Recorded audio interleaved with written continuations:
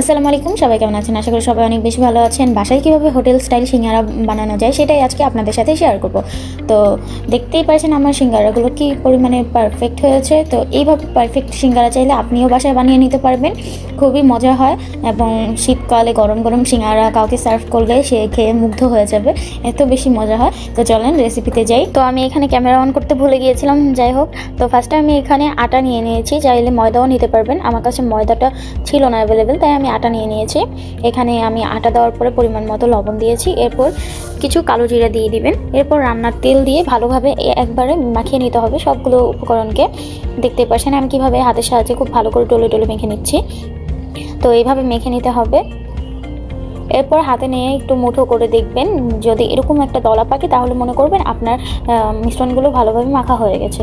এরপর আমি এখানে অল্প অল্প পানি অ্যাড করে নরম একটা ডো বানিয়ে নিব। এই তো আমি ডোটাকে একদম রেডি করে ফেললাম। এখন হাতে একটু তেল মাখিয়ে ডোটাকে রেস্টে রেখে দিলাম। এখন এসে গেলাম চুলাতে একটা কড়াই বসিয়ে দিয়ে দিলাম রান্নার তেল, পেঁয়াজ কাঁচামরিচ কুচি করে দিয়ে দিলাম পরিমাণ মতো। এখানে 1 কাপ পেঁয়াজের মতো কেটে নিয়েছি, তো দিয়ে দিলাম। আর কাঁচামরিচ কুচি এটা ঝাল আপনার ইচ্ছে মতো দিয়ে দিতে পারেন, যতটুকু ইচ্ছে। তো এখন একটু নাড়াচাড়া করে আমি এর মধ্যে এখন পানি একটু অ্যাড করে মশলাগুলো কষিয়ে নিব ভালো করে। দিয়ে দিলাম স্বাদ মতো লবণ। এখন দিলাম মরিচের গুঁড়ো 1 টেবিল চামচের মতো। এখন হলুদের গুঁড়ো দিলাম 1/2 টেবিল চামচের মতো। একটু মাংসের মশলা দিলাম 1 টেবিল চামচের মতো। এখন নাড়াচাড়া করে নেব ভালো করে। এখন এখানে সিঙ্গারার পুরের জন্য রেডি করছি আমি। তো কিউব করে রাখা আলুগুলো এর ভিতর আমি দিয়ে দিলাম। এখন আমি আলুগুলো এর ভিতর দিয়ে নাড়াচাড়া করে দেব। এরপর ঢাকনা দিয়ে দিব 10 মিনিটের জন্য, যেন আলুগুলো খুব ভালোভাবে সিদ্ধ হয়ে যায়। আলুটা সিদ্ধ হতে হতে চলে আসলাম ডোয়ের কাছে। ডোটা কত সুন্দর সফট হয়েছে রেস্টে রাখার কারণে, দেখতেই পাচ্ছেন। এখন আমি সিঙ্গারের শেপের জন্য রুটি বেলে নিব। তো এই তো দেখতে পাচ্ছেন আমি কিভাবে লুচি কাটছি। এখন আমি সিঙ্গারের জন্য এটাকে লম্বা করে বেলে নিব। পাতলা করে বেলে নিতে হবে, লম্বাভাবে। আমি যেভাবে করছি সেভাবে করবেন।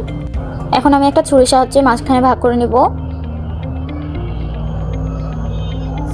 এখন আমি একটা ভাগ নিয়ে এখানে সিঙ্গারার ভাঁজটা দিয়ে নিচ্ছি। দেখতে পাচ্ছেন কিভাবে দিচ্ছি, ভিডিওতে হয়তো দেখে বুঝতেই পারবেন। তো হাতের আঙুলে একটু পানি লাগিয়ে এরপর এটাকে এভাবে লাগিয়ে নিতে হবে, তাহলে জোড়া লেগে যাবে। এরপর আমি এর ভিতরে পুর ভরে দিচ্ছি। এখন আমি সিঙ্গারার ভাঁজটা দিয়ে নেব। সিঙ্গারার ভাঁজ অনেকভাবেই দেওয়া যায়, কিন্তু যেভাবে ইজি সেভাবেই আমি দিচ্ছি, যেন খুব সহজে আপনারা বানিয়ে নিতে পারেন। তো এই তো আমার একটা সিঙ্গারা রেডি হয়ে গেছে।